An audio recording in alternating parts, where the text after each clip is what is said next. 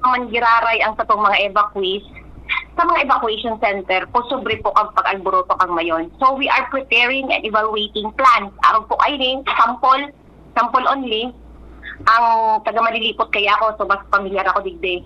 Po. Ang bilog barangay kang Calbayog may inag-evacuate po an sa Malilipot Central School. Ang Malilipot Central School po, ang nagbuboroto po dyan, tulong barangay, barangay 1, barangay 2, barangay 3. So dahil naman po ini pwedeng botohan, kaya ini nagbuboroto, yaon nga ni po ang evacuees. So ang samuya pong contingency measures kaan, ililipat mo ini sa Malilipot National High School. So mga taga-Calbayog, dumanap po sila sa temporary facility o magibo po kaming mga temporary polling precinct para dahil na po sila maghalik dyan. So yun po anong satuyang mga saro sa mga tigihiling na mga plano para po kung sakasakaling ano man ang mangyari sa October 30, preparado po ang COMELEC.